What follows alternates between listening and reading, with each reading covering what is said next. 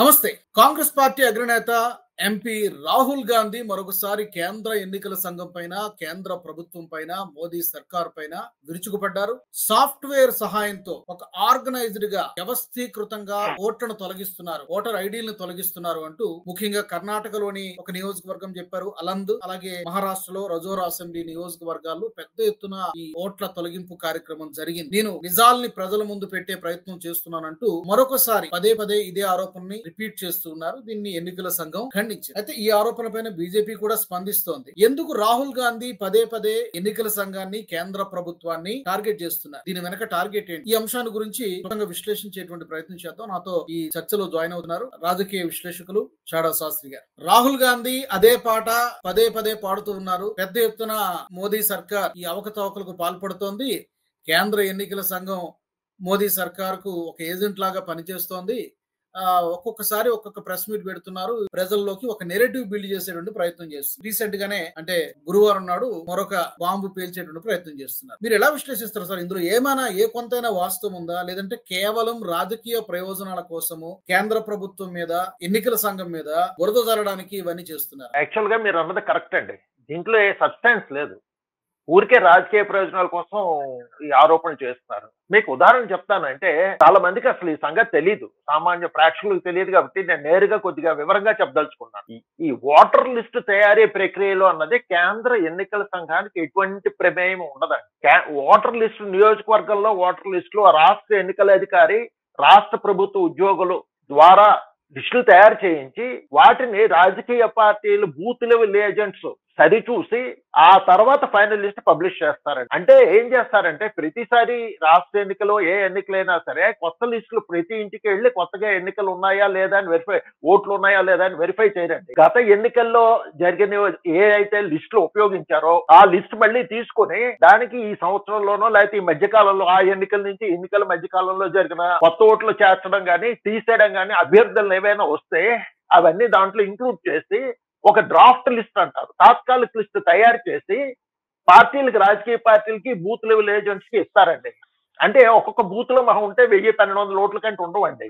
ఆ booth level agents ఏంటంటే ఆ లిస్టులు తయారు చేసుకుని ఓటర్లు కరెక్ట్ గా ఉన్నాయా లేదా చెక్ చేసుకోవాలి.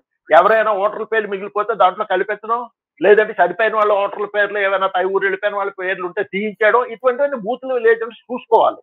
చూసుకున్న తర్వాత ఎన్నికల కమిషన్ ఇచ్చిన గడువులోగా ఆ మార్పులు చేర్పులు ఎన్నికల కమిషన్ చెప్పాలి, చెప్పి లిస్ట్ లో మార్పించుకోవాలి. ఆ గడువు అయిపోయిన తర్వాత ఎన్నికల సంఘం ఫైనల్ లిస్ట్ పబ్లిష్ చేస్తుంది. ఆ పబ్లిష్ చేసిన లిస్ట్ ద్వారా లిస్టును ఆధారం చేసుకొని ఎన్నికలు జరుగుతాయి.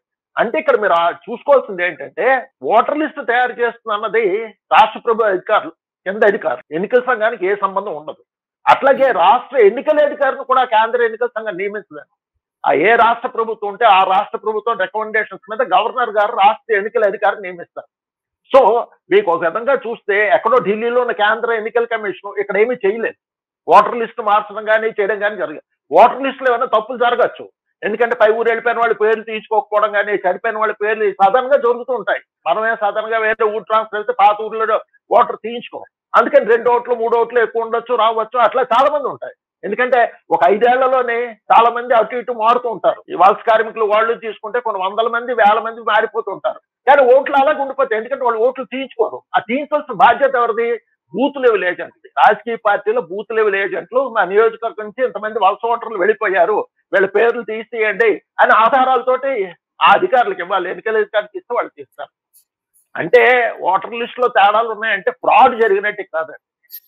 సో అది మేము తెలుసుకోవాల్సింది ఏంటంటే, ఓటర్ లిస్ట్ కి ఎన్నికల సంఘానికి అసలు కేంద్ర ప్రభుత్వం పాత్ర ఉండదు. ఓటర్ లిస్ట్ తయారు చేయడంలో కేంద్ర ప్రభుత్వం పాత్ర ఏమి ఉండదు. సో ఇంకా ఓటర్ లిస్ట్ లో అవకతవకలు ఉన్నాయంటే ఏదో పెద్ద ఫ్రాడ్ అయిపోయి ఎన్నికల ఫలితాలు తారుమారిపోయాయని చెప్పుకోవడానికి గట్టిగా ఆధారాలు లేవండి. ఊరికే ఆధారాలు లేని ఆరోపణలు చేస్తున్నారు. అయితే శాస్త్రి గారు, ఆయన తాజాగా ఇంకో మాట కూడా మాట్లాడుతున్నారు. జంజీ అంటే నేపాల్ లో జరిగినటువంటి మనం చూసాం. కేపీ శర్మ ఓలీ రాజీనామా చేయడం అంతా కూడా అక్కడ యువత ఎంత అలా విధ్వంసం సృష్టించారో మనం చూసాం. జంజీ అనేటువంటి మాట రాహుల్ గాంధీ నోట ఇక్కడ వచ్చింది. అంటే ఎందుకు వచ్చింది? దీన్ని మనం ఎలా అర్థం చేసుకోవాలి? మనం వరుసగా చూస్తున్నాం శ్రీలంకలో చూసాము, రాజపక్షే దేశం విడిచి వెళ్ళిపోవాల్సి వచ్చింది.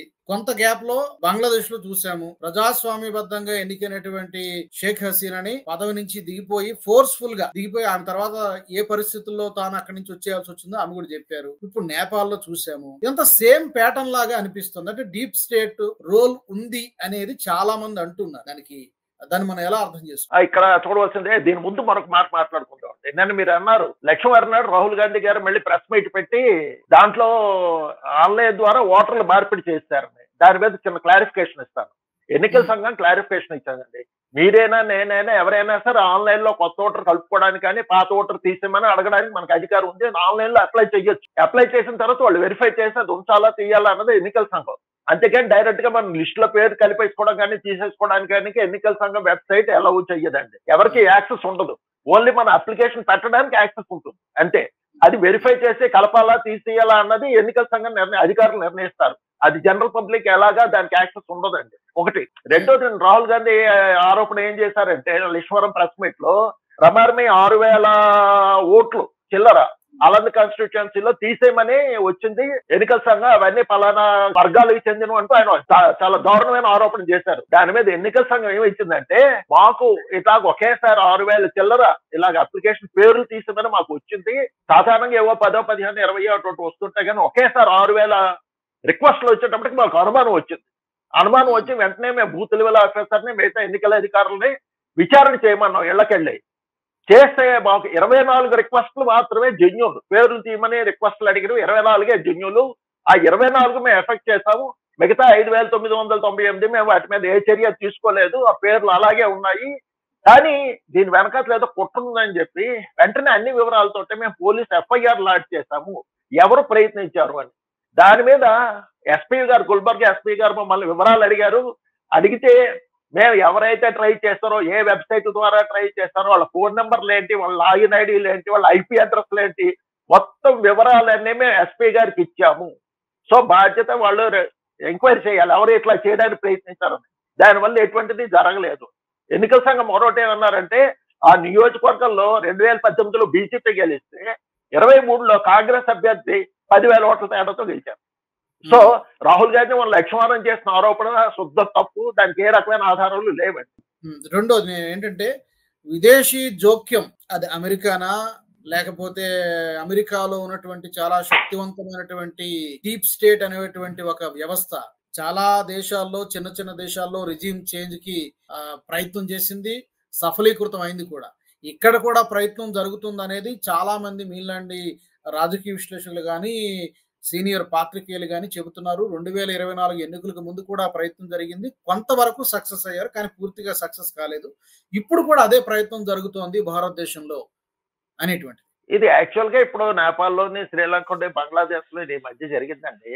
కానీ మనం ఒకసారి గతం పరీక్షిస్తే ఏం జరిగిందంటే, యాక్చువల్ గా 2014లో మోడీ గెలుస్తాడు, పూర్తి మెజార్టీ వస్తుందని ఎవరు కలగలేదండి. ముఖ్యంగా ప్రతిపక్షాలు కలగలేదు, బీజేపీ వాళ్ళు కూడా అనుకోలేదు. సొంతంగా పార్టీకి మెజార్టీ వస్తుంది, గవర్నమెంట్ ఫార్మ్ చేస్తుంది. కానీ మోడీ గారు అందరి అంచనాలు తలకిందులు చేసి సొంతంగా బీజేపీకి మెజార్టీ తీసుకొచ్చి గవర్నమెంట్ ఫార్మ్ చేశారు. ఎవరు ఊహించండి అది. అది అయిన తర్వాత ఏమనుకున్నారంటే, చాలా మధ్యలోనే రోహిత్ వేముల అవి గొడవలు చేశారు. అప్పుడు కూడా ఇట్లా కాదు. తర్వాత గుజరాత్ లో ఎవరు పటేల్ రెచ్చగొట్టారు, తర్వాత ఏమో వచ్చి రాజస్థాన్ లో గుజ్జర్లు రెచ్చగొట్టారు. ఇలా కుల పోరాటాలు చాలా చేశారు, గొడవలు సృష్టించారు. వీటన్నిటి వెనక అట్లా అవే ఉన్నాయండి. తర్వాత మీకు గుర్తుందో లేదో కానీ ఢిల్లీలో ఏదో చర్చి అద్దాలు బద్దలు కొట్టారని చెప్పి హిందూ సంఘాలు క్రిస్టియన్స్ మీద దాడులు అన్నారు. కలకత్తాలో ఎవరో నన్ రేప్ అయితే దాని మీద ఇలాగ రకరకాల గొడవలు చేస్తారు. 19 దాకా కూడా చేశారు చిన్న చిన్నవి, కానీ ఏవి పెద్దగా జరగలేదు. 19లో ఖచ్చితంగా మోడీ ఓడిపోతారని చాలా ఆశించారండి. 19లో కూడా మళ్ళీ మోడీ అంతకంటే ఎక్కువ మెజార్టీతో గెలవడం జీర్ణించుకోలేకపోయారు.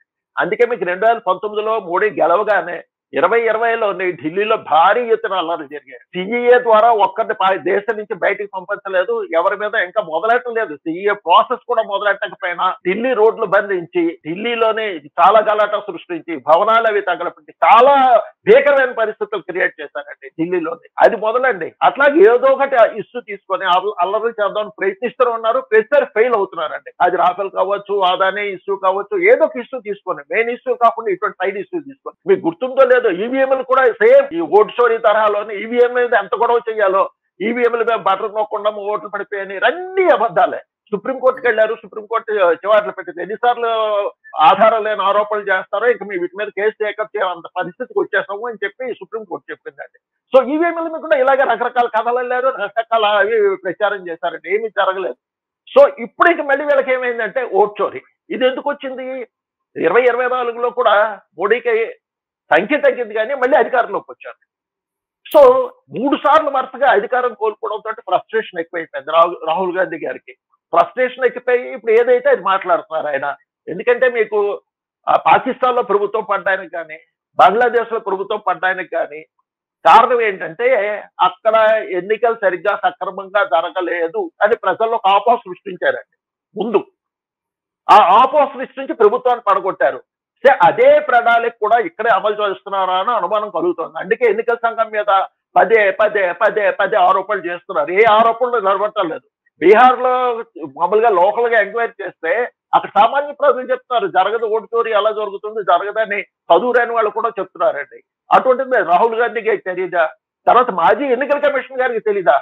ఖురేషీ గారు కూడా చెప్తున్నారు జరుగుతున్నాయని. ఎట్లా చెప్తారు ఆయన?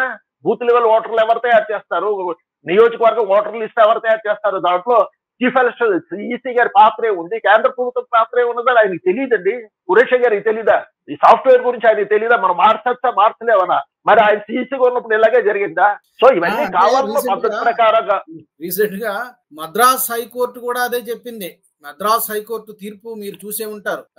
ఒక అడ్వకేట్ వేసినటువంటి పిల్లికి సమాధానం ఇస్తూ, బాబు అసలు ఏం దీంట్లో ఆధారాలు లేవు, కేవలం లాజిక్ లేకుండా ఉంది, ఇది 1 లక్ష రూపాయలు జరిమానా కూడా వేసింది అడ్వకేట్ కంటే బహుశా అతను కాంగ్రెస్ పార్టీ నుంచి వేసే ఉంటాడు. డెఫినెట్ గా అది కాంగ్రెస్ పార్టీ కానీ లేకపోతే రాహుల్ గాంధీకి కానీ ఒక ఏమంటారు చెంపపెట్టు లాంటి సమాధానం. అది మద్రాస్ హైకోర్టు ఇచ్చినటువంటి తీర్పు మీరు కూడా చూసే ఉంటారు. ఇప్పుడు యాక్చువల్ గా ఓట్ చోరీ అంటే కరెక్ట్ గా ఎలా జరగాలంటే ఒక 10,000 మంది 20,000 మంది ఓటర్లు 2 చోట్ల ఓట్లు వేయడం. ఒక నియోజకవర్గంలో ఇక్కడ ఓటు వేసేసి మరొక డేట్ లో మరో చోట ఎన్నికలు జరుగుతాము, మళ్ళీ అక్కడికి వెళ్ళి 10,000 మందిని తీసుకెళ్లి అక్కడ ఓట్లు వేస్తే అది ఓట్ చోరీ అవుతుంది. అటువంటి జరిగినట్టుగా అట్లీస్ట్ 10 మంది అయినా ఇక్కడ 2 చోట్ల ఓట్లు వేసినట్టుగా ఈ రోజు దాకా రాహుల్ గాంధీ గారు ఎటువంటిది ప్రూఫ్ తీసుకురాలేదు.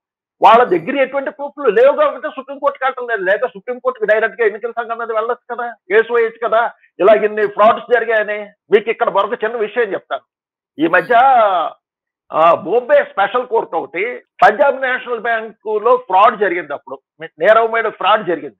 23,000 crore ఫ్రాడ్ జరిగితే సిబిఐ ఆ పంజాబ్ నేషనల్ బ్యాంక్ చెందిన ఈడీ మీద కూడా కేసు పెట్టారు.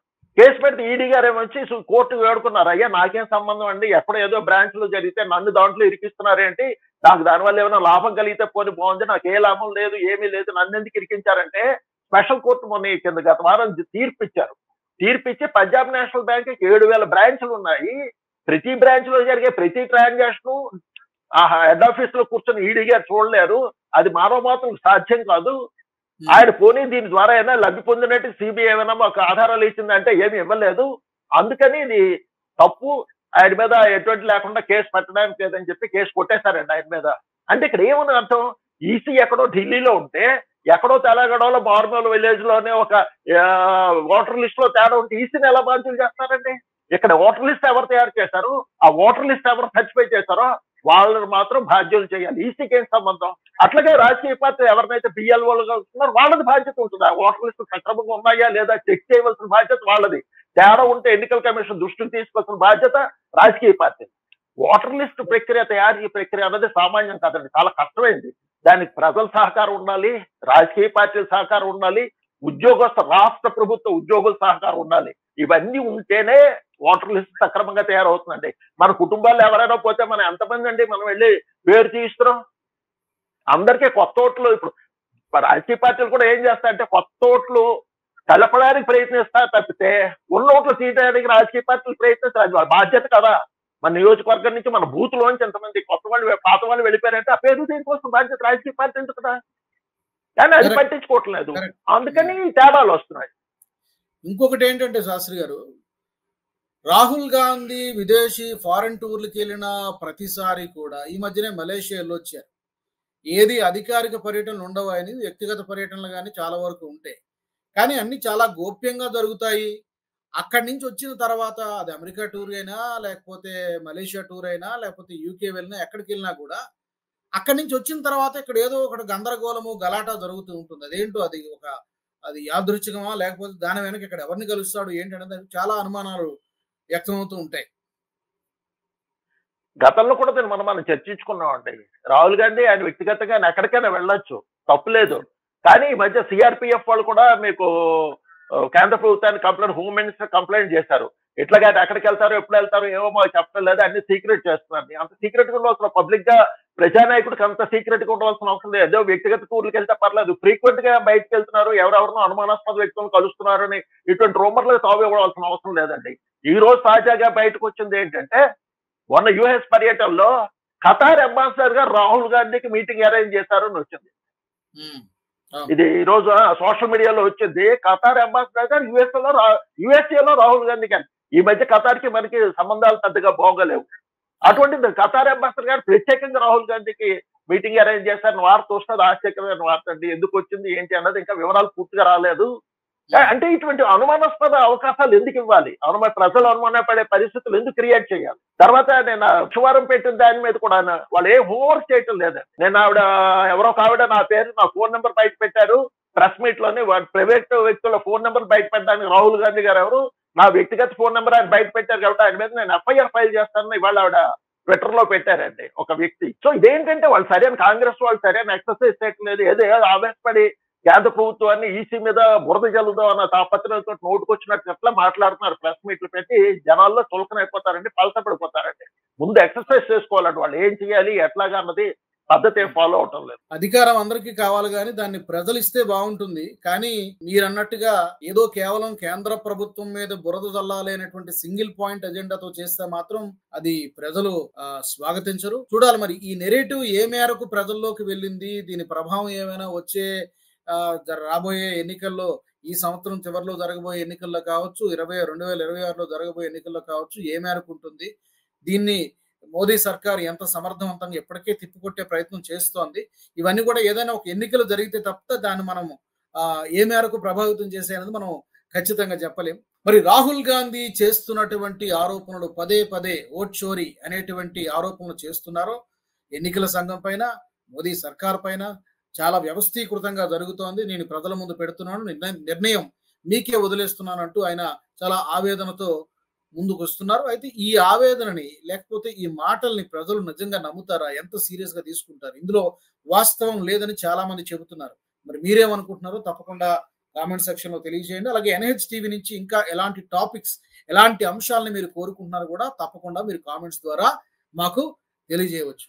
మరొక టాపిక్ తో, మరొక అంశంతో మళ్ళీ కలుద్దాం. నమస్తే, జై హింద్. ఈ వీడియో మీకు నచ్చినట్టయితే లైక్ చేయండి, 10 మందికి షేర్ చేయండి. అలాగే కామెంట్ల రూపంలో మీ అభిప్రాయాలను మాతో పంచుకోండి. Nationalist hub group of channels ను సబ్స్క్రైబ్ చేసుకుని తెలుగునాట జాతీయవాద జర్నలిజాన్ని ప్రోత్సహించండి. ఈ వీడియో కింద ఉన్న బెల్ ఐకాన్ పై క్లిక్ చేయడం మర్చిపోవద్దు.